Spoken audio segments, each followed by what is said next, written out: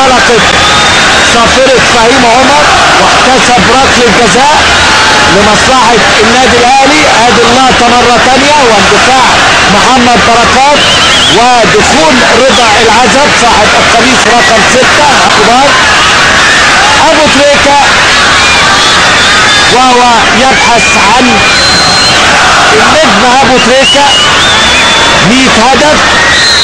هل يرفع رصيده الى الهدف 101؟ هنشوف ونتابع. وده ابو تريكة وجول، ابو تريكة وجول، جول جول جول ابو تريكة والهدف 101.